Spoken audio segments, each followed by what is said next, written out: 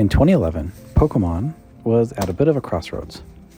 Not really a collapse and not really at a boom, just a unique moment of transition that, at the time, didn't feel particularly important. Pokémon as a franchise had been around for more than a decade. The original hype had long passed, and the modern explosion was still years away.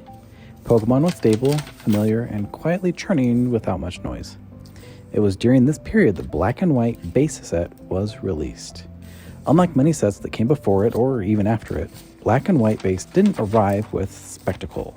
There was no nostalgia push, no built-in chase card everyone was recognized, and no sense that this was a set meant to be saved or invested in. It was opened, played, traded, and largely forgotten as newer eras came and went. Today, it's an era that often gets skipped over, sometimes remembered only in passing.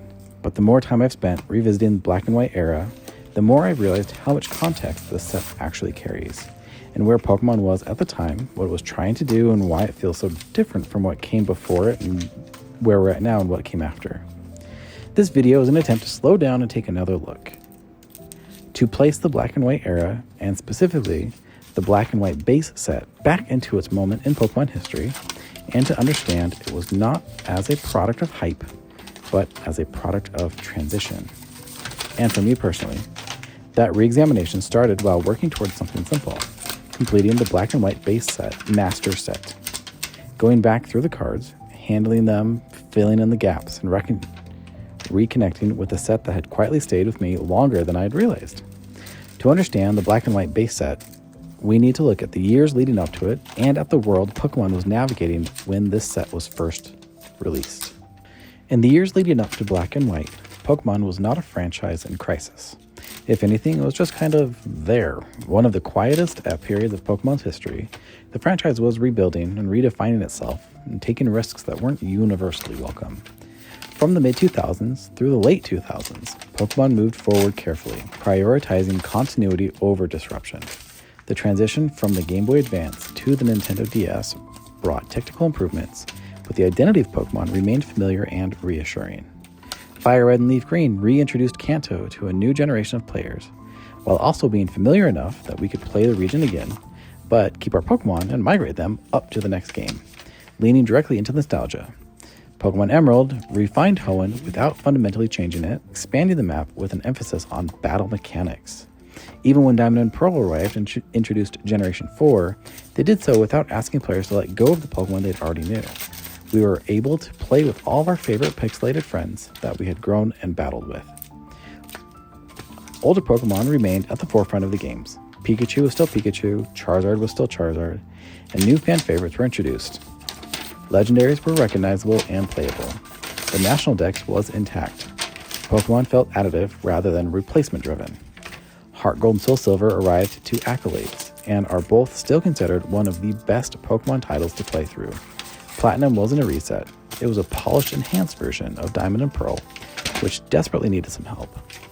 A refinement of ideas already in motion. Unknown to us at the time, the last of the third sets for games.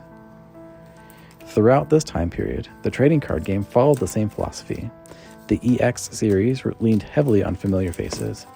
Early Diamond and Pearl sets blended new Pokemon with established favorites, easing players forward rather than pushing them into something unfamiliar. Even as mechanics evolved, the emotional core of the game stayed the same. Pokemon during this era felt stable, and for many players, that predictability was part of the appeal. They could step away from the video games or the TCG for a while and come back without feeling lost. The world of Pokemon was there, recognizable, just waiting for you to come back. It was during this stretch that Pokemon became something people expected to endure, not something they were worried about losing, and not something that felt rushed to preserve. Cards were opened freely, games were played casually. Pokemon existed as a constant rather than an event. For me, this period lined up with the tail end of my early adulthood. By the time Black and White was approaching, I was in my early 20s, standing at the edge of a major life transition. I encountered the video games briefly when they released, but I didn't have the time or the space to really settle into them. The Pokemon were unfamiliar, the moment felt temporary, and my attention was already being pulled elsewhere. At the time, it didn't feel particularly significant. But looking back now, it's clear that Black and White wasn't arriving into the same comfortable world that Pokemon had been living in for years. Something was shifting, and both within the franchise and outside of it.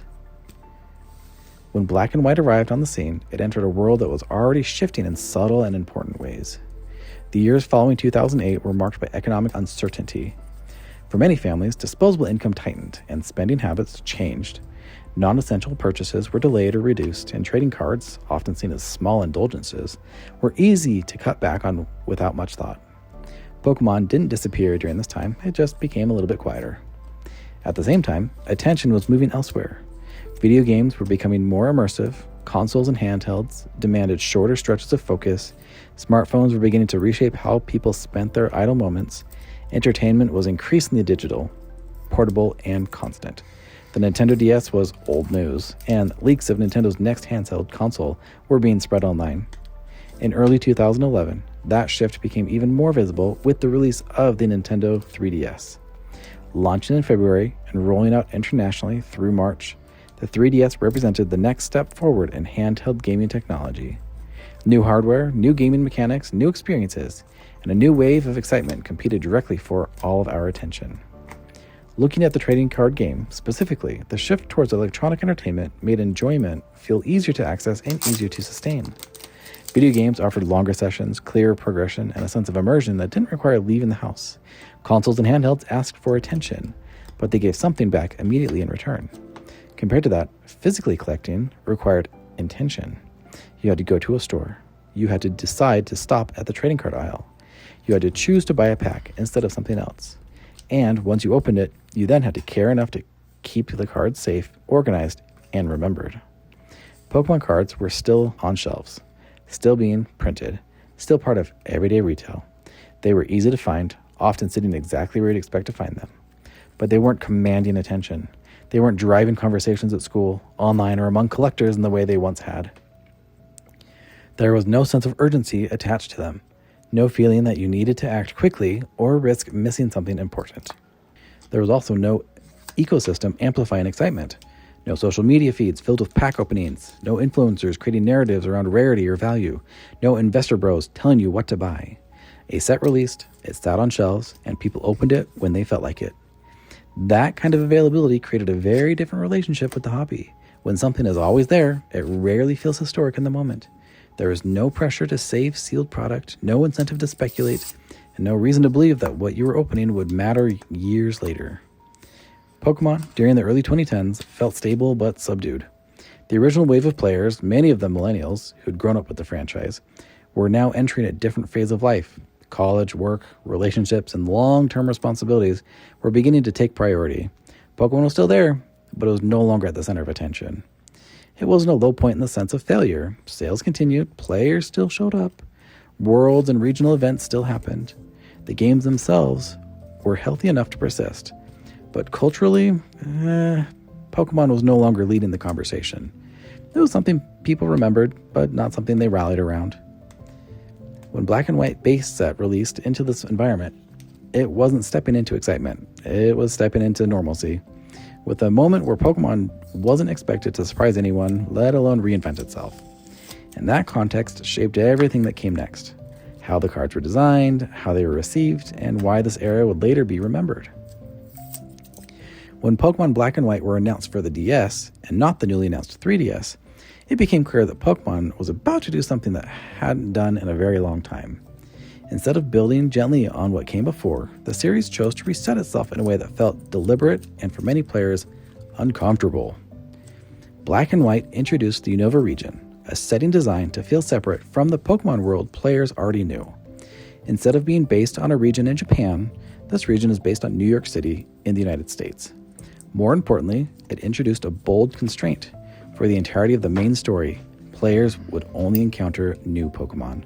No Pikachu, no Charizard, no familiar safety net. Older Pokemon would not appear until the post-game. It was an intentional design choice. Was it a good one? Game Freak wanted players to experience Pokemon the way they had at the very beginning. To learn unfamiliar names, to memorize new silhouettes, to experiment without relying on past favorites. In many ways, Black and White was structured as a spiritual reboot, echoing the feeling of Generation 1 without leaning on nostalgia to carry it. But that decision came with a cost. For longtime fans, the announcement landed poorly. Confusion set in first, followed quickly by frustration. Many players had spent years forming attachments to specific Pokemon teams that carried forward across generations. The inability to bring those companions into the main story felt, to some, like something had been taken away.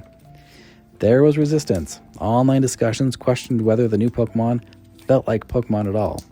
That's just an ice cream cone, or that's just a pile of garbage, or that's a literal pigeon. Comparisons from the older familiar generations to the new Unova region.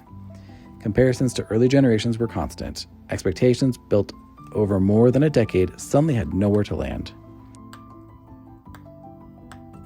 Black and White wasn't asking players to learn new mechanics or explore a new region. It was literally asking them to start over emotionally. Let go of the familiarity, to trust the unfamiliar designs, and to rebuild attachments from scratch. And that's a big ask for any long-running franchise to ask of its audience. What's important to recognize, though, is where the risk originated.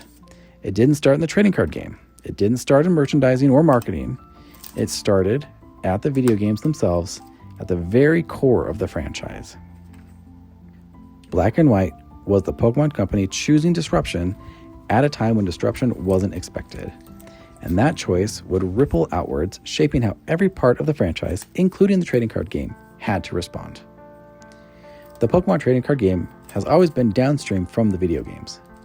While the TCG develops its own mechanics and competitive identity, it ultimately exists to reflect the world established by the games. New regions, new Pokemon, and new things begin there first. The cards follow. With the Unova region introducing an entirely new Pokédex, the trading card game was forced to do the same. Black and White base set arrived with a card pool dominated almost entirely by unfamiliar Pokemon. There is no classic safety nets to fall back on, no long-established fan favorites to anchor the set emotionally, no Charizard waiting in the wings to reassure collectors that something familiar would appear eventually. This was not a gradual transition. Earlier eras had always blended new Pokemon with old ones, allowing nostalgia to coexist with novelty. Black and White base set didn't have that luxury. The games had already committed to a clean break, and the TCG had to translate that decision into cardboard.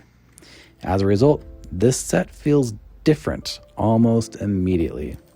Without nostalgia anchors, the TCG had to find new ways to signal importance.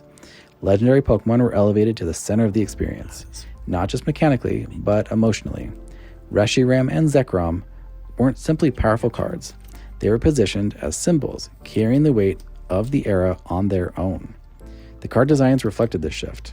Layouts became cleaner, presentation became more deliberate. The focus moved away from clutter and towards clarity. If players weren't going to recognize these Pokemon immediately, the cards themselves needed to communicate significance through design. Rather than relying on recognition, the set leaned into presentation. Cards were designed to feel intentional, to feel modern, to feel important, even if the Pokemon depicted were still unfamiliar. The goal wasn't to overwhelm players with nostalgia, but to invite them to build new attachments from the ground up. And it was a very difficult balance to strike. Collectors who were used to chasing familiar faces found newer, obvious targets. Casual players encountered names and designs that they hadn't learned yet. Competitive players had to evaluate cards without the shorthand of past experience. Everything required a bit more attention. But this wasn't the trading card game acting independently. It was responding and adapting and translating a decision made at the heart of the franchise. And in doing so, Black and White became something quite unusual. A set designed not to remind players of what Pokemon had been, but to teach them what it was becoming.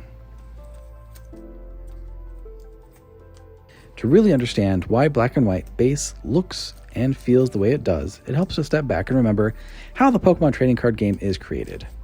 The TCG is designed Japan first. New mechanics, visual direction, and thematic focus are established in the Japanese release before they ever reach an international audience. English sets don't invent eras, they just get to participate. They are on a delayed release cycle, with Japan having access to the cards months before they are available in English or any other languages. In Japan, the Black and White era didn't launch as a single blended product like what we received in English. It began with two companion sets released side by side, the Black Collection and the White Collection. Each was built around one half of the era's central idea, reflecting the same duality introduced in the video games themselves. There's also a broader idea at work here that doesn't require deep exploration to be understood. The black and white era is built around contrast and balance. That kind of duality is familiar within Japanese design and storytelling, where opposing forces are often presented not as good versus evil, but as a complementary halves of a whole. One does not exist without the other. Zekrom and Reshiram embody that idea visually and mechanically, and the trading card game reflects it through paired release, mirror designs, and a deliberate sense of restraint. Nothing feels excessive, nothing overwhelms the other. When these ideas were later merged into a single English set, some of that symmetry softened, but the underlying philosophy remained. Black and white wasn't about escalation, it was about balance. Because the Japanese audience encountered the games first, the reset philosophy landed differently. An all-new Pokédex was not a surprise by the time the cards arrived. Players were learning the new Pokémon, forming attachments, getting frustrated and wanting their previous Pokémon, and understanding the tone of the Unova region. By the time black and white cards reached English audiences, the direction of the area was already fully established. The set had been released in Japan months earlier, and its visual language, layout, and play mechanics were already locked in. Cleaner card frames, restrained presentation, and an emphasis on clarity over spectacle weren't reactions to international feedback or market testing. They were foundational decisions made in Japan, defining the black and white era before localization to English audiences even began. When Black and White base released outside of Japan, it combined the Black Collection and White Collection into a single set. That merge softened the original duality, but it preserved the underlying philosophy. The result was a cohesive, modern product that felt deliberate and refined, even if it lacked the emotional familiarity many collectors had come to expect. Understanding this Japanese context helps explain why Black and White base set feels restrained rather than flashy, why it prioritized balance over excess, and why even today it reads as a set that knew exactly what it wanted to be, even if the audience wasn't really ready for it yet.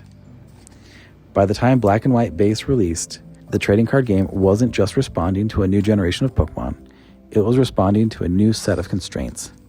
With nostalgia largely removed and an unfamiliar Pokédex front and center, the TCG needed to become easier to read, easier to understand, and easier to play. The solution wasn't spectacle, it was simplification. One of the most visible changes came with the introduction of the ability keyword. Before Black and White, Pokemon effects were split across multiple systems. Poké powers, Poké bodies, passive effects, embedded in attacks, and conditional text all competed for attention. Black and White unified those ideas under a single heading. Abilities created a standard language for what a Pokemon could do outside of attacking. This change wasn't just mechanical, it was structural, and it's still in effect today. Abilities gave card designers a clear place to put non-attack effects. Text became more predictable, layouts became more consistent, players knew where to look, and that consistency reduced cognitive load at a time when almost everything else about the game felt new. Black and White deliberately reduced on-card complexity. Attacks were shorter, conditions were clearer, long chains of nested effects became less common. Cards were designed to be scanned quickly and not studied line by line. The goal wasn't to dumb the game down, but to make decision-making feel deliberate instead of overwhelming.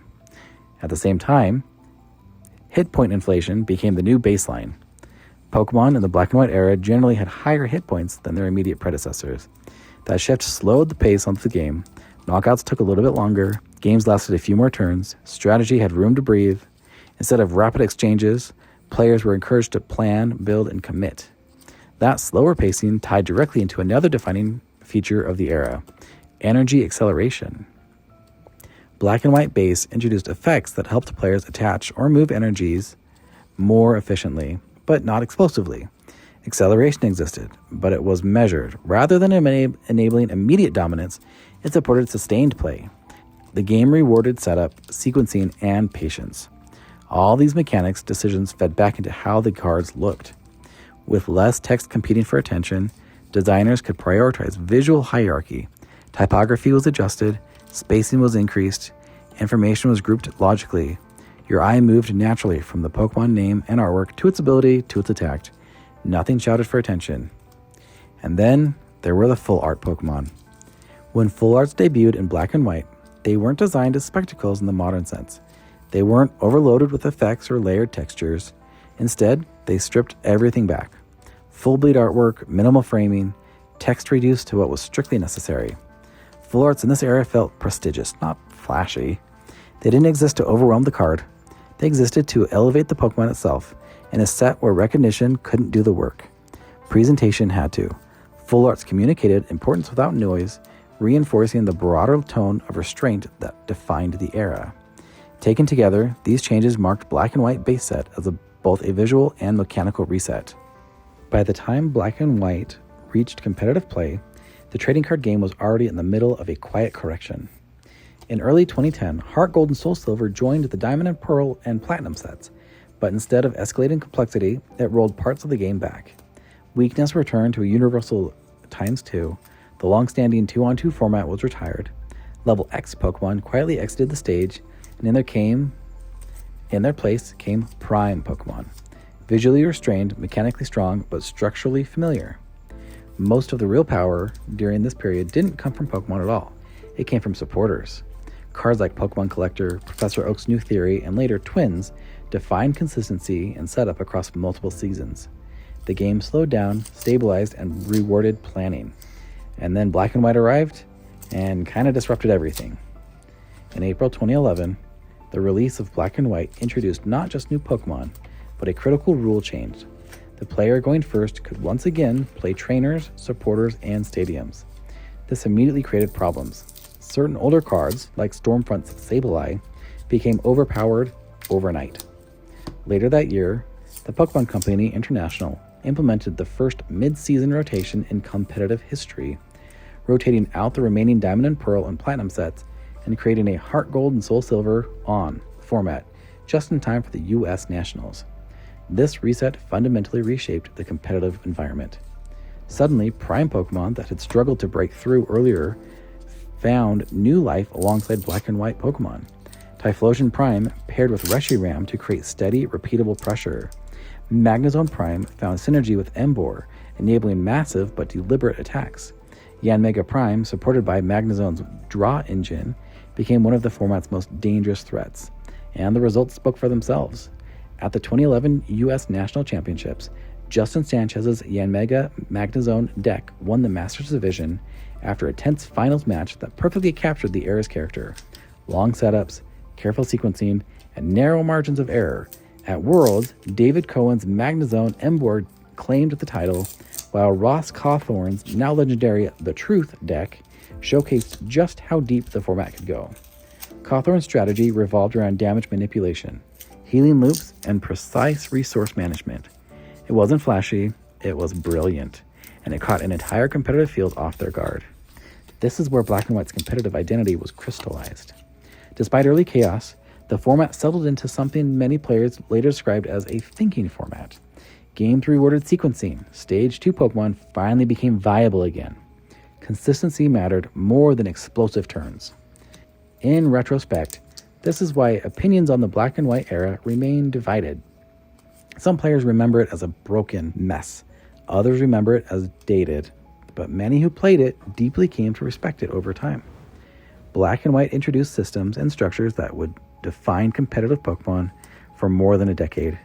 From EX-style power scaling to full art presentations, even if the era itself lacked immediate excitement.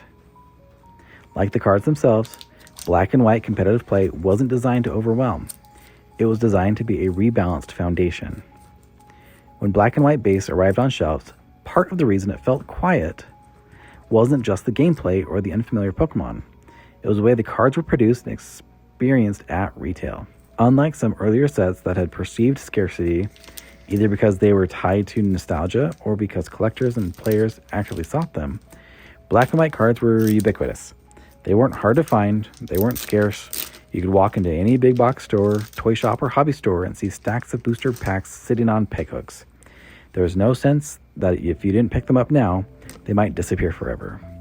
Large print runs and constant availability reduced urgency. Pokemon cards in general, including Black and White, were printed at high numbers relative to earlier eras, and because they were easy to find, they never communicated scarcity the way older sets sometimes did. Anecdotally, collectors and players from the era describe black and white chases as cheap or underappreciated, even for cards that many today view as iconic, suggesting that the set was never widely perceived as rare or collectible in the first place. In general, print-run information for specific Pokemon sets is seldom published publicly, but community estimates and collector discussions point out that black and white era cards were produced in large quantities, often more than some earlier expansions, but not as massively as the peak years of later eras. While they weren't necessarily overprinted by modern standards, they were plentiful enough that finding basic and reverse cards weren't that difficult, even years after release. Because there was no scarcity, there was also no instinction for fear of missing out. Booster boxes stayed on shelves, singles would be found cheaply online. There was no collector-driven culture around black and white, the way there is now for Scarlet and Violet, Mega Evolutions, any reprints of the original 151 or SIR chases. It's important to remember that this was also before modern collector ecosystem really took hold. There was no TikTok teeming with pack opening trends. There were few, if any, dedicated influencers hyping every sealed product to drop. The idea that a card's value would rise or that sealed boxes might sell out instantly wasn't part of the collective mindset yet. Unlike years later, when hype can form around sealed products before they're even available, the early 2010s were still casual in how cards were consumed, traded, and stored. That meant availability trumped scarcity, and playability trumped speculation. Sets that are always available rarely feel historic in the moment. If you walked into a store in 2011 and saw stacks of black and white boosters, your impulse was to open them, not save them. It's only in hindsight, years later, that collectors begin to ask questions about why certain eras feel under-celebrated, and why their own memorials of digging through boosters now feel nostalgic. But at the time, there was no sense that this would ever become a classic. It was just there, and the quiet made it feel normal rather than special. Up to this point, black and white had been about structure, printing, design decisions, competitive formats, but none of that fully explains how the cards were actually experienced. Because the truth is, black and white wasn't opened during moments of excitement. It was opened during moments of quiet. And in that sense, my experience with this set wasn't unusual at all. It was ordinary. In 2011, I left Arizona and moved to London, England for a few years. I was 22 years old, and for that first time in my life, everything familiar was gone. The weather was different, the pace was different, even the light felt different. One of the areas I lived in was a small town on the coast off of the North Sea. In the summer, it's a tourist town. In the winter, it's an empty, cold, windy town, quite in a way that doesn't feel peaceful, just absent. Days followed a routine, walks through the same streets, the same shops, the same paths, over and over again. And in the middle of that routine, on the high street, that is where I passed a small booth that sold trading cards. A little bit of Pokemon, a little bit of Yu-Gi-Oh, and other things I didn't really notice. And over time, every few days, I'd stop, I'd look. I just needed something small, something familiar, a moment that broke that sameness of the day after day after day grind. So I'd buy a pack or maybe two, and that was it. Black and white cards weren't hoarded. They weren't treated as investments. They were open because they were there, because they were accessible, because they offered a small hit of joy in an otherwise quiet routine. And sometimes those quiet moments turned strange. As I was buying these packs, over time I started pulling the hits. First, the full art Zekrom. And then I pulled the secret rare Pikachu. And then I pulled another full art Zekrom. These weren't cards anyone was chasing. Not cards that I was chasing. Nobody knew what full arts were doing or what they were going to become. They were just cards to me. New, unfamiliar, but striking in a way where I really appreciated the art and the design, and I thought they just looked really cool. I remember one day I was talking with my friend about how unlikely it would be if I were able to actually pull the full art Reshiram, because I'd never seen one before, and he had never seen one either. And as I was talking to him about this, and I was opening the pack, I looked down, and there it was. That moment didn't feel like luck, but it felt surreal. I was so excited, I was jumping up and down in the street, completely out of place, holding a card that at the time meant nothing to anyone else, just something to me. Not because it was valuable, but because it had happened. I had completed, quote unquote, the collection of the 2 full art cards. Eventually, the cards needed somewhere to go. A binder was too thick to fit in my luggage, so I used loose binder pages. Meant to be a temporary storage until I could reorganize them later, I packed them away as I continued to move around England. When I finally came back home to Arizona, my life moved on. The cards were still packed away in my storage, stored but not fully forgotten. I knew I had them, I just didn't know where exactly they were. And from 2013 until 2025, they sat untouched. No sleeves upgraded, no special care, no grading, just basement full of darkness, cool, dry air, and time, hanging out in those plastic binder pages. When I finally decided to go find them again, more than a decade later, I realized something had happened. Without meaning to, I had preserved most of a black and white base set, about 85% complete for a one of each card set, including the cards that years later would become its emotional centerpieces. If black and white was designed to be opened, played, and forgotten, what does it look like when you finally slow down and look at it as a whole? Well, when you take a step back and look at black and white base as a complete set, what stands out first? It isn't any single card. It's the tone. There's a calmness to this set that's difficult to articulate until you handle it all at once. Page after page, the artwork feels deliberate and uncluttered. Even the typography and the spacing contribute to a sense that nothing is fighting for attention. Compare that to modern sets, where texture, effects, visual density are all pushed to the limits. Black and white base feels almost boring. Not empty, just composed. Unova Pokemon fill the pages with consistency rather than spectacle. There are fewer obvious highs and lows. No sudden spikes of nostalgia, no cards that feel widely out of place. Instead, the set reads as a whole, cohesive in a way that's easy to overlook when you're only seeing individual cards. This isn't a set that rushes you. Completing any master set is tactile and methodical, sliding cards into pages, aligning them, filling gaps that have existed for years. It's a process that mirrors the Pokemon collecting itself. Steady, deliberate, and quietly satisfying. For a long time, and I'd say even now, black and white exists in a weird, uncomfortable space. It's old enough to be nostalgic, yet it's overlooked. It isn't flashy enough to be celebrated, but time has a way of changing how things are seen. Looking back now, it's clear that black and white was never meant to be a hype era. It was a stabilizing one, a period where Pokemon slowed itself down, it recalibrated, and quietly laid groundwork instead of chasing attention. Many of the things that define the modern trading card game today can trace their roots directly back to the black and white era.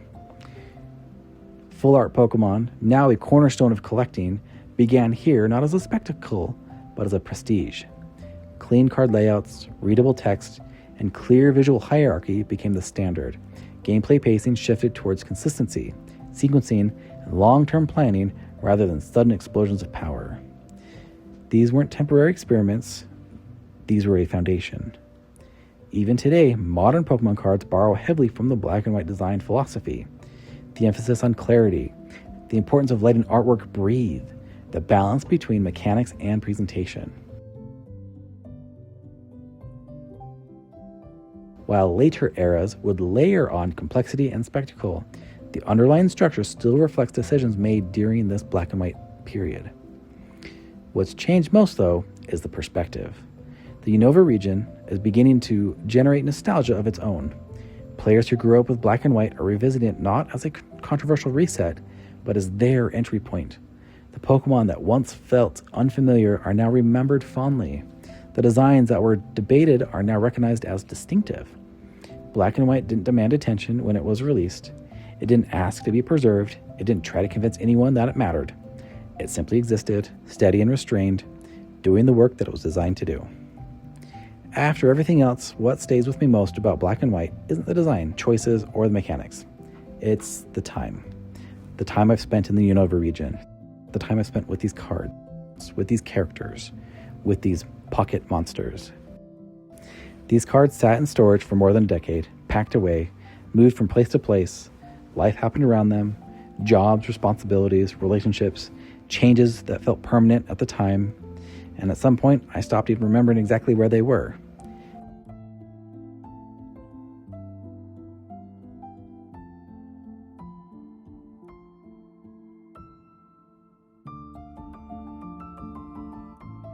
Opening those storage boxes wasn't dramatic. There was no reveal moment, just a slow realization that most of the set was already there, including cards that I hadn't thought about in years. Cards that had survived not because they were protected, but because they had been forgotten. Black and White feels different to revisit now because I'm different. The world is different. The way we consume Pokemon is different. But the cards are exactly what they were always meant to be. Quiet, intentional, and patient. There's something meaningful about returning to an era that didn't demand your attention the first time. About appreciating a moment in Pokemon history that wasn't loud, that wasn't urgent, that wasn't asking to be preserved. Black and White rewards context. It rewards patience. It rewards the willingness to slow down and look at the whole instead of chasing the highlight. Importance doesn't always announce itself. Sometimes it waits. Sometimes it sits in a box for 12 years until you're ready to understand it. It's also hard not to notice where we are now. In the Scarlet and Violet era, Pokemon returned to Unova with Black Bolt and White Flare. Not as a reboot, not as a reset, but as an acknowledgement, a quiet nod to an era that laid foundations that we still build on today. That's pretty cool. It shows us that Black and White wasn't a misstep. It was a turning point that only makes sense in hindsight. There's one thought I keep coming back to as I finish this set. I don't know if it was my age at the time or my attention being spread thinner as life got heavier, but I don't think Black and White failed to connect with me. I think life changed, attention changed, and Pokemon stayed consistent. There are other eras worth revisiting like this. Other sets that might reveal more when viewed with distance instead of urgency. Not because they were forgotten, but because they were patient. For now, this one feels complete. As soon as that missing card is delivered. If you made it this far, thank you for spending time with me and spending time back in 2011. Black and White is one of those parts of Pokemon history that means very different things to different people. And I would genuinely love to hear what it was for you. Were you playing the games when Black and White came out? Were you collecting the cards? Or is this a period where you skipped entirely and then came back to later? If there's another set or era that you'd like to see me do a similar deep dive into, let me know in the comments. Whether it's something you're nostalgic for or something that you think deserves another look, I am open to suggestions. Thank you for watching. We'll catch you in the next one.